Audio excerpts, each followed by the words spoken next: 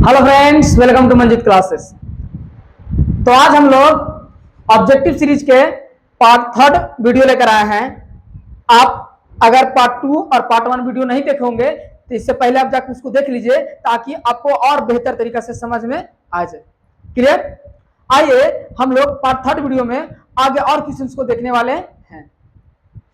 कहता है क्या पहला number question, part third video में, पार्ट सेकंड वीडियो में 18 नंबर क्वेश्चन था, 18 से 19 हो जाएगा। ठीक है, ये 20 और ये 21, 22, 23, 24, 25 और ये हो गया 26 नंबर टोटल क्वेश्चन है। आइए हम लोग इसको सोल्यूशन करते हैं और बेहतरीन तरीका से समझते हैं।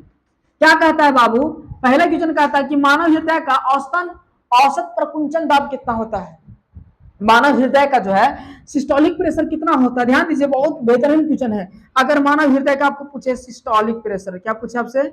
सिस्टोलिक प्रेशर, तो याद रखिएगा 120 mm ऑफ Hg। क्या हो जाएगा? 120 mm ऑफ Hg। यानी प्रकुंचन दाब पूछे तो आपको क्या बताना है? 120 mm Hg। ठीक है। और अगर पूछे आपको डायस्टोलिक प्रेशर, क्या पूछे आपसे? Diastolic pressure. ठीक है, इसको हम आप प्रकुंचन दाब भी कह सकते हैं। इसका कितना होता है सर? 80 mm of Hg। क्या हो जाता है? 80 mm ऑफ Hg। तो याद रखिएगा सिस्टोलिक प्रेशर कितना होता है? 120 mm ऑफ Hg और डायस्टोलिक प्रेशर कितना होता है? 180 mm of 80 mm of Hg। इसलिए हम बोलते हैं कि एक सामान्य व्यक्ति में औसत जो है लगभग हृदय का रक्त दबाव कितना होता है? हृदय द्वारा रक्त ब्लड प्रेशर कितना होता है? याद रखिएगा रक्त दाब कितना होता है? 120/80 mm ऑफ Hg होता है। जहां 120 क्या है सर? तो सिस्टोलिक प्रेशर, 80 क्या है सर? डायस्टोलिक प्रेशर हो जाता है। तो क्वेश्चन क्या कहता है? मानव हृदय का औसत प्रकुंचन दाब कितना होता है? तो याद रखिएगा 120 mm ऑफ Hg। अब और सवाल उठता है, बताइए सर कि क्या होगा किसी का जो है रक्त दाब जो है सामान्य ब्लड प्रेशर जो है अचानक बढ़ जाए। क्या हो जाए जी? अचानक बढ़ जाए। याद रखिएगा अगर किसी ब्लड प्रेशर अचानक बढ़ जाए, ठीक है, 120 mm से ज्यादा हो जाए तो उसको एक खतरनाक रोग हो, बीमारी हो जाएगी, जिसको क्या कहते हैं लोग? हाइपर टेंशन कहते हैं। क्या कहते हैं? हाइपर टेंशन कहते हैं। इसमें व्यक्ति का हृदयाघात होने की संभावना बढ़ जाता है। हृदयाघात दैट मीन्स हार्ट अटैक के नाम सुने हैं, उसका संभावना बढ़ जाता है, हाइपरटेंशन। और अगर किसी का 120 से कम हो जाए, ठीक है, ब्लड प्रेशर कम हो जाए तो उसको हाइपोटेंशन हो जाएगा। क्या हो जाएगा? हाइपोटेंशन हो जाता है। इन सब बातों को याद रखिएगा। क्लियर? चलिए अब पूछेगा सर बताइए कि ब्लड प्रेशर नापने के लिए किस यंत्र का उपयोग किया जाता है? तो भी याद रखिएगा स्फिग्मोमैनोमीटर। ठीक है, पूछेगा आप सही को बताइए हृदय का धड़कन जो है ब्लड प्रेशर नापने के लिए किसका उपयोग किया जाता है? स्फिग्मोमैनोमीटर का उपयोग किया जाता है। क्लियर? अगला नंबर क्वेश्चन क्या कहता है? पायरुवेट के विखंडन से या CO2 जल तथा ऊर्जा देता यह क्रिया होती है। आइए हम लोग समझते हैं कि पायरुवेट का पूर्ण विखंडन कैसे कैसे होता है। देखिए सबसे पहले हम बात करें ग्लूकोज का। ध्यान से समझिएगा, पैराग्राफ बहुत भी आएगा एग्जाम में। सबसे पहले हम बात करें ग्लूकोज का। तो हमारे शरीर में जो ग्लूकोज है, ठीक है, इसका कोशिका द्रव में, कहा कोशिका द्रव में इस ये जो है टूट कर किसमें बदल जाता है? पायरुवेट प्लस कुछ एटीपी ऊर्जा का निर्माण होता है। थोड़ा बहुत एटीपी ऊर्जा का निर्माण होता है। कहा? जब ग्लूकोज जो सर, ग्लूकोज कहाँ टूटता है जी? कोशिका द्रव में। कहा? कोशिका द्रव में टूटेगा तो क्या बनेगा? Pyruvate plus ATP. अब पायरुवेट और एटीपी जो है बाबू ये तीन अवस्था में विखंडित होता है।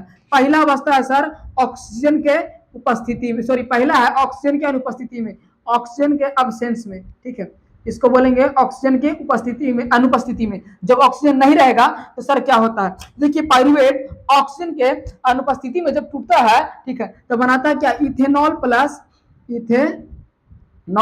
CO2। क्या बनाएगा? Ethanol plus CO2। ध्यान दीजिएगा जब सर पायरुवेट का विखंडन कहाँ हो, ठीक है, कब हो? जब ऑक्सीजन की अनुपस्थिति में, तो क्या बनाता है? Ethanol plus CO2। ये कहाँ होता है? ईस्ट में होता है। यह प्रक्रिया कहाँ होता है? ईस्ट में। ठीक है, इसको हम लोग फर्मेंटेशन या किण्वन भी कहते हैं। दूसरा जो है, दूसरा प्रक्रिया होता है ऑक्सीजन की उपस्थिति में, प्रेजेंस ऑफ ऑक्सीजन। इसको क्या बोलेंगे? ऑक्सीजन की उपस्थिति में। जब जो है पायरुवेट ऑक्सीजन की उपस्थिति में टूटता है, कहां सर? माइटोकॉन्ड्रिया में। कहां?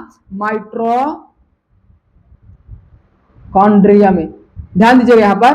ठीक है, तो आपसे पूछेगा बताइए पायरुवेट का विखंडन ऑक्सीजन की उपस्थिति में कहां होता है? माइटोकॉन्ड्रिया में। इसके फलस्वरूप क्या बनता है? इसी का फलस्वरूप बनता है कार्बन डाइऑक्साइड, जल और ऊर्जा का निर्माण होता है। किसका निर्माण होता है? ऊर्जा का। किसके रूप में सर? एटीपी के रूप में होता है। क्लियर। और तीसरा कंडीशन है ऑक्सीजन के अभाव में। ऑक्सीजन के अभाव में, अब ध्यान दीजिएगा, ठीक है, ऑक्सीजन के अभाव में बाबू, ठीक है, ऑक्सीजन के अभाव में जब टूटे इसका विखंडन होगा पाइरुवेट के, तो बनेगा यहाँ पर क्या? ठीक है, यहाँ बनेगा आपका सर लैक्टिक अम्ल का निर्माण होता है। किसका? लैक्टिक अम्ल का निर्माण होता है। किसका अम्ल का निर्माण होता है? लैक्टिक अम्ल का। ठीक है, इसी के कारण क्या होता है जी?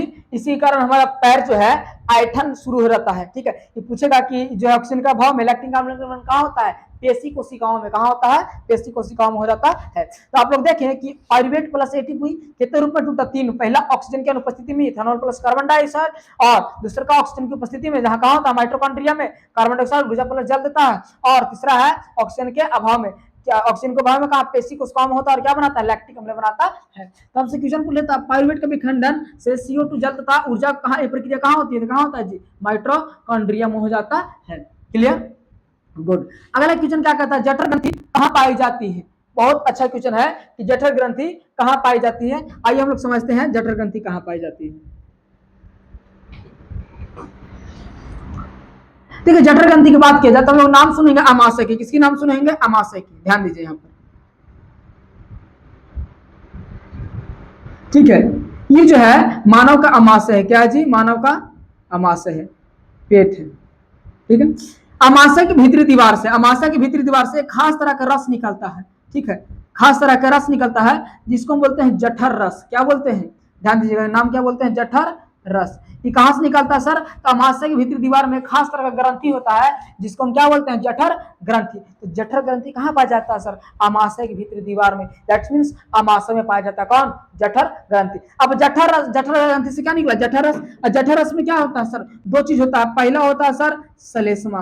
पहला क्या होता है जी? श्लेष्मा। इसको बोलते हैं म्यूकस। क्या बोलते हैं? म्यूकस बोलते हैं। अब पहले दूसरा का क्या होता है सर? HCl, हाइड्रोक्लोरिक अम्ल होता है। देखिए श्लेष्मा क्या काम करता है? श्लेष्मा बाबू हमारे उदर गुहा को चिकनापन देता है। उदर गुहा में निकल कर उसको चिकना कर देगा, और तब निकलेगा कौन? हमारा हाइड्रोक्लोरिक अम्ल। हाइड्रोक्लोरिक अम्ल जो निकल के क्या करता है? ठीक है, हमारे पेट में पहुंचे भोजन में प्रोटीन पर कार्य करता है। किस पर काम करता है? प्रोटीन पर काम करता है कौन? हाइड्रोक्लोरिक अम्ल। और पेट में उपस्थित, ठीक है, पेट में उपस्थित कीट को, ठीक है, भोजन के साथ जो कीटनाशक कीट उठ चला गया उसको मारने के भी काम करता है कौन? हाइड्रोक्लोरिक अम्ल। Clear, good. ठीक है, तो जठर ग्रंथि, जठर ग्रंथि कहाँ पाया जाता है सर? अमाशय में। कहा जठर ग्रंथि से क्या निकलता है सर? जठर रस, जिससे क्या निकलता है? श्लेष्मा और हाइड्रोक्लोरिक अम्ल निकलता है। तो पूछेगा आपसे कि बताइए, अच्छा अब बात कर लो उदर गुहा के, स्टोमच की। ठीक है, अमाशय की बात करें तो अमाशय को पूछेगा अमाशय का आकार कैसा होता है सर? जे आकार। एबीसीडी किस आकार का जैसा होता है? अक्षर का जैसा। तो जे आकार होता है। और पूछेगा अमाशय कुल कितने भाग होते हैं? याद रखिएगा अमाशय कुल 3 भाग होंगे। पहला याद रखिएगा पाइलोरी। पहला क्या हो जाएगा? पाइलोरी। दूसरा का हो जाएगा, दूसरा का हो जाएगा फुंडिक, और तीसरा का हो जाएगा, ठीक है, पाइलोरिक, फुंडिक और कार्डियक। कार्डियक। हाँ, तो अभी देखें अमाशय कुल कितने भाग? 3 भाग सर। कार्डियक, पाइलोरिक और फुंडिक हो जाता है। ये सब एग्जाम में पूछा हुआ क्वेश्चन है, सब याद रखिएगा। क्लियर, अमाशय के बारे में समझ में आ गया। अब हम लोग बात करते हैं, ठीक है, किसकी बात करते हैं? अब हम लोग बात करते हैं अगला क्वेश्चन क्या कहता है कि इसका याद रखिएगा, जठर ग्रंथि कहाँ पाया जाता है सर? कहाँ? अमाशय में। कहाँ? अमाशय में। ऑप्शन नंबर डी सही हो जाता है। इसके बारे में आगे बात करेंगे। ठीक है, अगला बोलता है खुला परिसंचरण तंत्र किसमें पाया जाता है? देखिए बहुत झकास क्वेश्चन है। खुला परिसंचरण तंत्र किसमें पाया जाता है? आइए हम लोग जानते हैं खुला परिसंचरण तंत्र के बारे में जानने का प्रयास करते हैं। ठीक है, देखिए हमारे शरीर में रक्त का प्रवाह के लिए, ठीक है, एक सिस्टम बना हुआ है जिसको बोलते हैं परिसंचरण तंत्र बोलते हैं। क्या बोलते हैं? परिसंचरण तंत्र बोलते हैं। ठीक है, अब देखिए परिसंचरण तंत्र 3 प्रकार के होते हैं। कितने तरह के होते हैं? 3 प्रकार के परिसंचरण तंत्र। पहला होता है सर, पहला होता है खुला परिसंचरण तंत्र। पहला क्या हो जाएगा? खुला परिसंचरण तंत्र। और दूसरा का हो जाएगा खुला परिसंचरण, दूसरा का हो जाएगा बंद परिसंचरण तंत्र। बंद परिसंचरण तंत्र। और तीसरा हो जाता है मिश्रित परिसंचरण तंत्र। तो आपसे पूछेगा बताइए परिसंचरण तंत्र कितने प्रकार का होता है? 3 गो। खुला परिसंचरण तंत्र, बंद परिसंचरण तंत्र और मिश्रित परिसंचरण तंत्र हो जाता है। देखिए खुला परिसंचरण तंत्र में क्या होता है? इसमें क्या होता है कि रक्त का प्रवाह के लिए किसी कोई खास तरह के नली या वाहिकाएं नहीं पाए जाते हैं, ठीक है। और किन किन जीव जंतु में खुला परिसंचरण तंत्र पाया जाता है, तो आप लोग विशेष तौर पर याद रखिएगा किन जंतुओं में सर, कॉकरोच और कीट पतंग में ज्यादा है ना, जो कॉकरोच हो गया है, ठीक है। इस समय जो है कौन सा परिसंचरण पाया जाता है, खुला परिसंचरण तंत्र पाया जाता है। कॉकरोच हो गया, तिलचट्टा हो गया, सब में क्या हो जाता है, खुला परिसंचरण तंत्र पाया जाता है। बंद परिसंचरण तंत्र क्या होता है सर, जिसमें रक्त का प्रवाह के लिए विशेष वाहिकाएं पाई जाती है, जिससे हमारे हम लोग में क्या पाया जाता है, मनुष्यों में बंद परिसंचरण तंत्र पाया जाता है। मनुष्य हो गया उच्च वर्गीय जंतु, अधिकांश जंतुओं में क्या पाया जाता है, बंद परिसंचरण तंत्र पाया जाता है। अब मिश्रित परिसंचरण तंत्र किसमें पाया जाता है, याद रखिए मछली में। किनमें जी, मछली में जो है मिश्रित परिसंचरण तंत्र पाया जाता है। तो आपको पूछेगा खुला परिसंचरण, क्या पूछा था हमको से कि खुला परिसंचरण तंत्र किसमें पाया जाएगा, मनुष्य में। नहीं सर, मनुष्य में बंद पाया जाता है, ठीक है। कॉकरोच में, हाँ सर बी, क्या जाएगा, कॉकरोच में सॉरी खुला परिसंचरण तंत्र पाया जाता है, जबकि घोड़ा में बंद और ऊंट में भी क्या हो जाएगा, बंद। Clear, good. अगला क्वेश्चन क्या कहता है, मनुष्य के शरीर की सबसे बड़ी ग्रंथि है, बहुत झकास क्वेश्चन है। मनुष्य के शरीर की सबसे बड़ी ग्रंथि कौन है, आइए हम लोग जानते हैं मनुष्य के शरीर की सबसे बड़ी ग्रंथि कौन होता है। तो अगर बात किया जाए मनुष्य के शरीर की सबसे बड़ी ग्रंथि, वो कौन है हमारा सर, यकृत ग्रंथि है। कौन जी, यकृत। आइए सर यकृत क्या होता है, हमको बताइए यकृत के बारे में। देखिए बाबू, अगर बात किया जाए यकृत की, क्या बात किया जाए, यकृत की, तो यह जो है हमारे उदर गुहा के दाहिने ओर, करें उदर गुहा के दाहिने भाग में पाया जाता है। कौन, यकृत। कौन, यकृत। यह हमारे शरीर का सबसे बड़ा ग्रंथि कहलाता है। कौन जी, यकृत जो है हमारे शरीर का सबसे बड़ा ग्रंथि कहलाता है, जिसका वजन याद रखिएगा लगभग 1.5 किलो होता है। कितना, 1.5 केजी होता है। किसका, यकृत का। सर इसका रंग कैसा होता है, हल्का लाल भूरा रंग का होगा। पूछेगा बताइए यकृत का रंग कैसा होता है, लाल भूरा रंग का होता है। यकृत में कुल 2 लोब होते हैं, एक राइट लोब और एक लेफ्ट लोब होते हैं, ठीक है।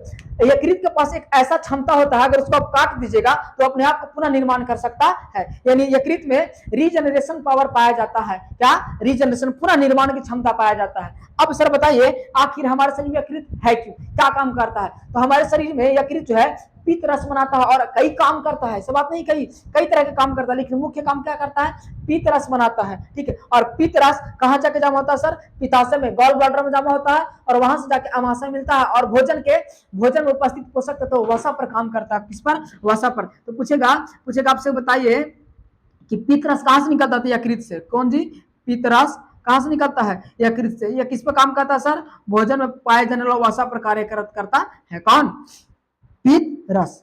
गुड। चलिए यकृत को समझ में आ गया सर, क्या किस रंग का है, तो लाल भूरा रंग, वजन कितना होता है, लगभग 1.5 किलो, और इसके 2 लोग बटे होते हैं। अब हम बात करते हैं अग्नाशय की। देखिए अग्नाशय भी एक तरह के ग्रंथि है, अग्नाशय एक तरह के क्या है, ग्रंथि है, जो कि उदर गुहा के जस्ट नीचे पाया जाएगा। कहां पाया जाएगा, उदर गुहा के जस्ट नीचे पाया जाता है। कौन, अग्नाशय, ठीक है। ये हल्का पीला रंग का ग्रंथि है, कैसे जी, हल्का पीला रंग का ग्रंथि होता है। और ये जो है मुख्य क्या काम करता है सर, मुख्य जो है हमारे शरीर में इंसुलिन नामक हार्मोन को निकालता है। किसको, इंसुलिन नामक हार्मोन का नियंत्रण करता है। कौन, अग्नाशय, ताकि व्यक्ति में मधुमेह रोग न हो। अगला है पीयूष ग्रंथि।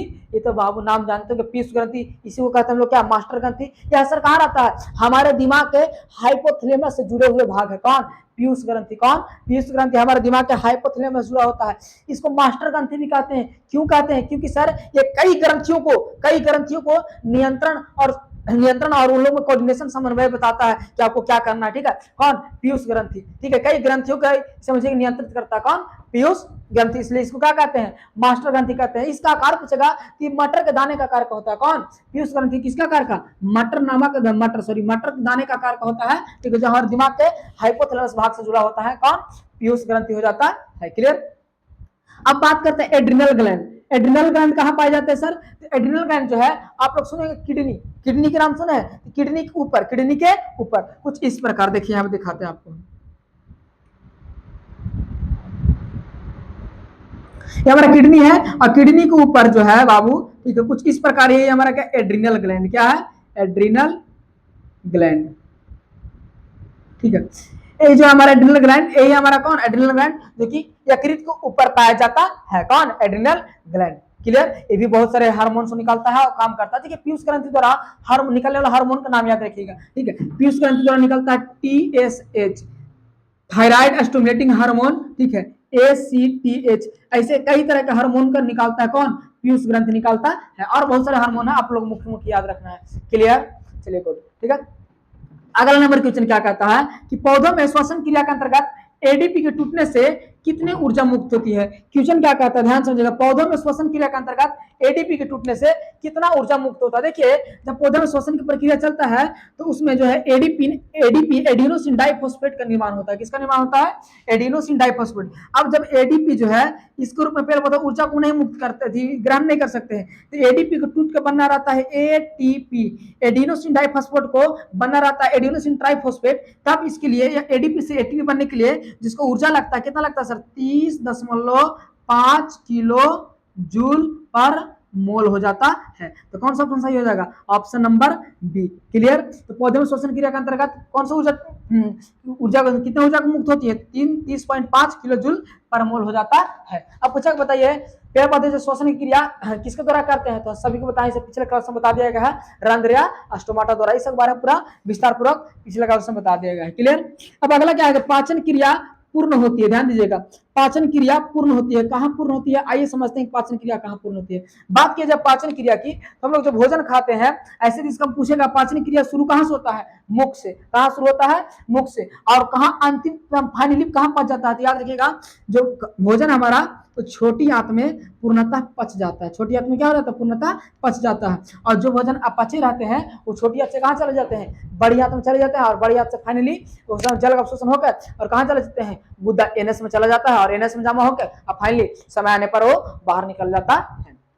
क्लियर। तो पूछेगा आपसे कि बताइए पाचन क्रिया कहां पूर्ण होती है सर, तो छोटी आंत पूर्ण हो जाती है। अब देखिए बाबू छोटी आंत में कैसे पूर्ण होता है, देखिए भोजन जितने भी पोषक तत्व है सब छोटी द्वारा अवशोषित कर लिया जाता है। छोटी आंत के भीतरी दीवार में कुछ अंगुली नुमा ऐसे कुछ रचना होता है, अंगुली नुमा कुछ ऐसा रचना होता है, इसको हम लोग रसांगुर बोलते हैं। क्या बोलते हैं, रसांगुर या विलाई बोलते हैं। यही जो है भोजन उपस्थित पोषक तत्वों को अवशोषित कर हमारे ब्लड में मिलाने का काम करता है। कौन, छोटी आंत। क्लियर। अब पूछेगा सर कहते हैं छोटी आंत जो है, छोटी आंत है क्या सर, इसका लंबाई चौड़ाई की जरा बात कर लीजिए। देखिए छोटी आंत बाबू, ठीक है, एक बहुत ही महत्वपूर्ण ऑर्गन हो जाता है, पाचन तंत्र में भाग लेने वाला बहुत महत्वपूर्ण ऑर्गन है, जिसका जो है लंबाई याद रखिएगा कितना होता है, 6 मीटर। कितना होता है, लगभग 6 मीटर। किसमें ज्यादा, देखिए शाकाहारी जंतुओं में छोटी आंत की लंबाई क्या होती है, ज्यादा, और जबकि मांसाहारी जंतु में छोटी आंत की लंबाई क्या होता है, कम हो जाता है। याद रखिएगा शाकाहारी में ज्यादा, मांसाहारी में कम हो जाता है। कौन, छोटी आंत की लंबाई। क्लियर। अब बात किया जाए सर छोटी आंत कितने भागों में बांटा गया, याद रखिए छोटी आंत के 3 भागों में बांटा गया। पहला है ग्रहणी, दूसरा जेजुनम, तीसरा इलियम। अगर आपसे पूछेगा बताइए छोटी आंत का कौन सा भाग जिसमें भोजन का पाचन पूर्ण रूप से हो जाता है, तो कौन, ileum is the right answer. Ileum में छोटी आंत का भोजन पूर्ण पच जाता है। क्लियर। अब सर बड़ी आंत, देखिए छोटी आंत जो है अब जाके किससे से जुड़ेगा, बड़ी आंत से। अब जो छोटी आंत भोजन अब बच गया जो है सब जगह से जो भोजन नहीं पच सका अब कहाँ चल जाएगा, बड़ी आंत में चल जाएगा। ठीक है। अब बड़ी आंत में जाएगा तो बड़ी आंत में जाने का रास्ता भी चाहिए, तो छोटी आंत बड़ी आंत जहां पर जुटते हैं उसको हम लोग सिक्कम कहते हैं। क्या कहते हैं, सिक्कम कहते हैं। और जाके छोटी आंत बड़ी आंत से जुड़ जाएगा। और बड़ी आंत में जितने भोजन से जल का अवशोषण होगा कहाँ होता है, बड़ी आंत। पूछेगा बड़ी आंत में क्या करता है सर, भोजन उपस्थित जल को अवशोषित करता है। कौन, बड़ी आंत। अब बड़ी आंत की लंबाई की बात किया जाए तो इसका लंबाई 1.5 से 2 मीटर होता है। कितना जी, 1.5 से 2 मीटर होता है। उसकी चौड़ाई की बात किया जाए तो लगभग 7.6 सेंटीमीटर। कितना होता है, 7.6 सेंटीमीटर हो जाता है किसकी, बड़ी आंत की चौड़ाई। और लंबाई 1.5 से 2 मीटर हो जाता है। क्लियर। ठीक है सर, बड़ी आंत में क्या होता है सर, जल का अवशोषण हो जाता है। और फाइनली बड़ी आंत से जाकर कहां चला जाएगा, गुदा में चला जाता है। क्लियर। अब अगला क्वेश्चन क्या कहता है, एक वयस्क मनुष्य के मुख में कितने दांत होते हैं। देखिए ऐसे तो बहुत बच्चा वाला क्वेश्चन है, सभी को जानते हैं कि वयस्क मनुष्य के मुंह में कितने दांत होते हैं। तो एक वयस्क मनुष्य के मुंह में सर टोटल 32 दांत होते हैं। कितना जी, टोटल 32 दांत होते हैं। अब सर बताइए कि दांत होता क्या है, दांत कितने प्रकार के होते हैं। ठीक है, ऐसे तो इसका दांत पर हम एक बार स्पेशल क्लास लेकर आएंगे। ठीक है, लेकिन फिर भी शॉर्ट में समझ लेते हैं दांत कितने प्रकार के होते हैं। ठीक है, ठीक है, दांत जो बात किया जाए दांत मुख्यतः कितने प्रकार के होते हैं, 4 प्रकार। कितने प्रकार के, 4। पहला क्या होता है सर, पहला होता है केनाइन, पहला होता है incisor, incisor, canine, molar, sorry पहले प्रीमोलर, उसके बाद क्या हो जाएगा, मोलर। हिंदी में बात किया जाए तो हिंदी में बात किया जाए तो इंसाइजर हिंदी में हो जाएगा केनाइन। देखिए कर्तनक, भेदक, अग्रचवर्णक और चवर्णक। कर्तनक, भेदक, अग्रचवर्णक का चवर्णक। टोटल मिला कितने दांत होते हैं? 32 दांत होते हैं। अब सर कर्तनक क्या काम करता है? काटने का, किसी चीज को काटने का काम करता है कौन? कर्तनक। केनाइन जो है भेदक, किसी को फाड़ने का काम करता है। प्रीमोलर और मोलर दोनों चबाने का कार्य करते हैं। अब देखिए सर इनकी संख्या कितनी होती है, ठीक है, इसके बारे में पूरा जानकारी हम अगले वीडियो में दे देंगे। और इसके बारे में डेंटल फॉर्मूला क्या होता है सर, एक दंत स्थिति क्या होता है सर, टोटल दांत से टोटल डिजीज और दांतों का अध्ययन क्या कहलाता है सर, दांतों को डॉक्टर क्या कहते हैं सर, टोटल चीज हम बताएंगे। लेकिन उसके लिए थोड़ा सा इंतजार कीजिए, सब्र कीजिए। और अगर ये वीडियो पसंद आया है तो आप लोग देखें, इसीलिए बहुत धन्यवाद। और पसंद आया है तो जानते हैं हम लोग से रिक्वेस्ट है, प्लीज इस वीडियो को दूर दूर तक अपने दोस्तों के पास शेयर कीजिए, ठीक है, और वीडियो को लाइक कीजिए, चैनल को सब्सक्राइब कीजिए। फिर मिलते हैं अगले वीडियो के साथ, तब तक के लिए धन्यवाद। जय हिंद।